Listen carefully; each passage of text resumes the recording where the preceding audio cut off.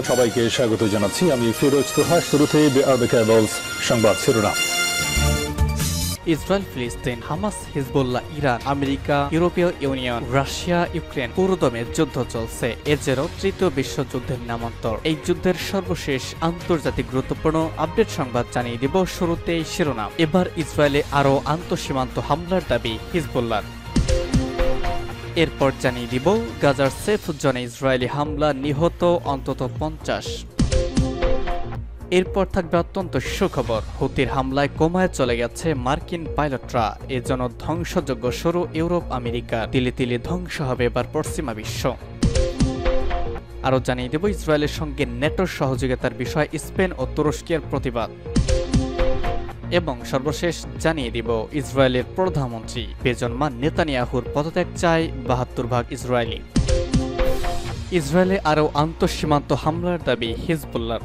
Lebanon ভিত্তিক Iran সমর্থিত group Hezbollah জানিয়েছে ইসরায়েলে তারা একাধিক আন্তঃসীমান্ত হামলা চালিয়েছে। গতকাল কাতার ভিত্তিক সংবাদ মাধ্যম আল জাজিরার এক প্রতিবেদনে তথ্য জানানো হয়েছে। প্রতিবেদনে বলা হয়েছে হিজবুল্লাহ বলেছে যে তারা শেবা ফার্মে একটি ইসরায়েলি বাহিনী বা সামরিক ঘাঁটিকে লক্ষ্যবস্তু করেছে। শেবা ফার্ম ইসরায়েলের দখলে থাকা লেবাননের ভূখণ্ডের একটি অংশ। উত্তর ইসরায়েলের মার্গালিয়টের কাছে একটি সামরিক ব্যারাকেও হামলার কথা বলেছে তারা।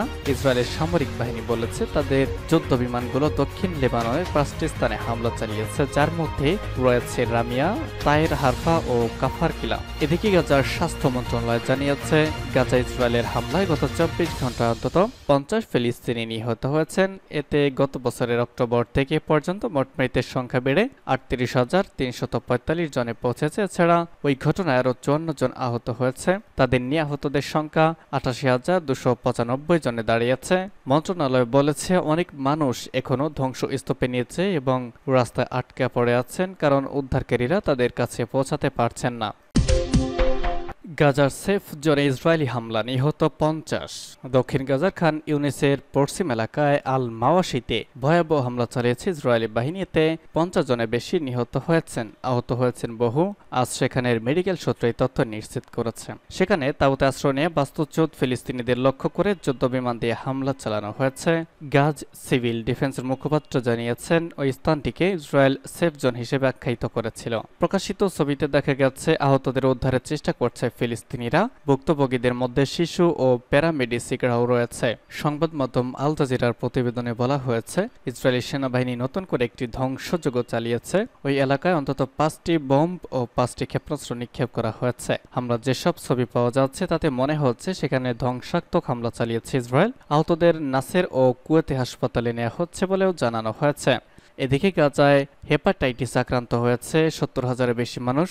অবরুদ্ধ উপত্যকার মিডিয়া অফিস বলছে গত বছরের 7 অক্টোবর যুদ্ধ শুরুর পর থেকে গাজা উপত্যকার বিভিন্ন অংশে বাস্তুচ্যুত হওয়ার কারণে 71,338 জন হেপাটাইটিস আক্রান্ত হয়েছেন। প্রায় 10 মাস ধরে চলা সংঘাতে গাজার এমন কোনো স্থান বাকি নেই যেখানে ইসরায়েলি বাহিনী হামলা চালায়নি।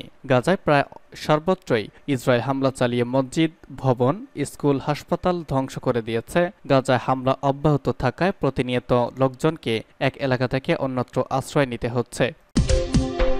হুতির হামলায় কোমায় চলে গেছে মার্কিন পাইলটরা। মার্কিন নৌবাহিনীর পাইলটরা ইয়েমেনের সশস্ত্র গোষ্ঠীর হুতির নৌকেন্দ্রিক হামলার ঘটনাকে ভয়ঙ্কর ও বিষাদপূর্ণ বলে আখ্যায়িত করেছে। তাদের মতে এই হামলার ফলে কোমার মতো পরিস্থিতি তৈরি হয়েছে। ফিলিস্তিনি সমর্থনে গত বছরের অক্টোবর থেকে লোহিত সাগর ও আরব সাগর, এডেন উপসাগরে ইসরায়েলি মালিকানাধীন ও দেশটি অভিমুখে যাত্রা করা জাহাজে হামলা শুরু করে হুতি। এরপর সেই হামলা ভূমধ্যসাগর পর্যন্ত বিস্তৃত হয়েছে। ইয়েমেনি বাহিনীর সাথে 9 মাস সামুদ্রিক সংঘর্ষ এবং তাদের ক্ষেপণাস্ত্র ও ড্রোন হামলা মোকাবেলার পর মার্কিন নৌবাহিনীর পাইলটরা গতকাল দেশে ফিরেছেন। তারা সিবিএস নিউজকে বলেছেন দ্বিতীয় বিশ্বযুদ্ধের পর মার্কিন নৌবাহিনী আর এমন চ্যালেঞ্জের মুখোমুখি হয়নি। USS Dwight D Eisenhower aircraft carrier strike group, যার মধ্যে রয়েছে F/A-18 সুপার হর্নেটেড স্কোয়াড্রন সমর্থিত আরও 3টি যুদ্ধ জাহাজ, তাদের লোহিত সাগরের করিডোর ইসরায়েলি জাহাজ এবং মার্কিন মিত্র যুদ্ধ জাহাজগুলোকে সুরক্ষা করার দায়িত্ব নেওয়া হয়েছে। ক্যারিয়ার স্ট্রাইক গ্রুপটি গত বছর অক্টোবরের মাঝামাঝি সময় ভার্জিনিয়া ত্যাগ করেছিল। ইয়েমেনের প্যালেস্টাইনপন্থী প্রতিশোধমূলক আক্রমণ বৃদ্ধির পর কৌশলগত এই জলপথে তাদের মোতায়েনের সময়সীমা দুবার বাড়ানো হয়েছিল। লেফটেন্যান্ট কমোডর চ্যারিটি সোম্মা বলেছেন, সত্যি বলতে এটা হুতিদের হামলা সম্পূর্ণ অবিশ্বাস্য ছিল। আমার মনে হয় ক্যারিয়ার স্ট্রাইক গ্রুপ থাকা কেউ এমনটা ঘটবে বলে আশা করেনি। সিবিএস জানতে চেয়েছিল তার যে পরিস্থিতির মুখোমুখি হয়েছিল তাকে দ্বিতীয় বিশ্বযুদ্ধের পর থেকে সবচেয়ে তীব্র নৌযুদ্ধ হিসাবে বর্ণনা করা যেতে পারে কিনা। অর্লভ বলেছেন, সত্য ঘটনা, পরিস্থিতি তেমনই হয়েছিল। ইসরায়েলের সঙ্গে নেটোর সহযোগিতার বিষয়ে স্পেন ও তুরস্কের প্রতিবাদ। তুরস্কের প্রেসিডেন্ট রিসেপ তাইয়িপ এরদোগান বলেছেন, উত্তর আটলান্টিক সামরিক সহযোগিতার জোট তথা নেটো ইসরায়েলের সঙ্গে সহযোগিতা অব্যাহত রাখতে পারছে না, কারণ ইসরায়েল নেটোর মৌলিক নীতিমালা ও মূল্যবোধগুলো লঙ্ঘন করেছে। এরদোগান ওয়াশিংটনে নেটো শীর্ষ বৈঠকে অংশ নেওয়ার পর এক সংবাদ সম্মেলনে এই মন্তব্য করেছেন। ওই বৈঠকে ইউক্রেন অংশ নিয়েছে। এরদোগান বলেছেন, ইসরায়েল গাজায় ফিলিস্তিনিদের ওপর গণহত্যা চালাচ্ছে। এরদোগানের আগে স্পেন গাজা ও ইউক্রেন সংকটের বিষয়ে নেটোকে সমান দৃষ্টির নীতি গ্রহণের আহ্বান জানিয়েছে।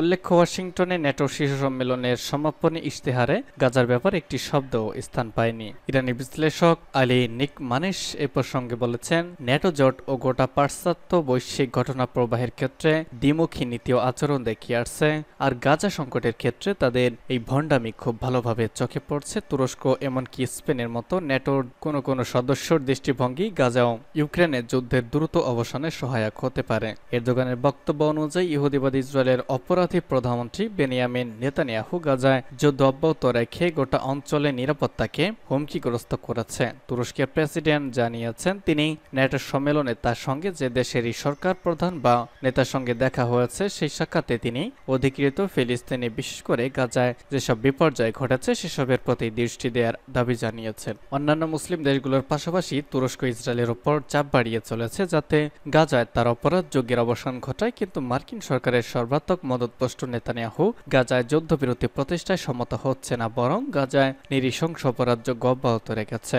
সম্প্রতি জাতিসংঘের ঘোষিত স্কুল কেন্দ্রিক দুটি শরণার্থী শিবিরে নির্বিচার বোমা হামলা চালিয়ে ইসরায়েল বিপুল সংখ্যক বেসামরিক ও প্রতিরক্ষাবিহীন ফিলিস্তিনিকে হতাহত করেছে, যাদের বেশিরভাগই নারী ও শিশু। তুরস্কের প্রেসিডেন্ট এরদোগানের বক্তব্য অনুযায়ী হেগের আন্তর্জাতিক বিচারালয় ইসরায়েলের বিরুদ্ধে দক্ষিণ আফ্রিকার আনা মামলায় শরিক হয়েছে। তুরস্ক আন্তর্জাতিক পর্যায়ে ইসরায়েলের বিচার অনুষ্ঠানের আয়োজন ও ইসরায়েলের বিরুদ্ধে মামলা দায়ের খুব গুরুত্বপূর্ণ হলেও এর পাশাপাশি শিশুঘাতক ইসরায়েলি শাসক গোষ্ঠীর সঙ্গে রাজনৈতিক ও বাণিজ্য সম্পর্ক ছিন্ন অনেক বেশি কার্যকর পন্থা এবং এভাবে খুব দ্রুত যুদ্ধবন্ধ ইসরায়েলকে বাধ্য করা সম্ভব হতে পারে।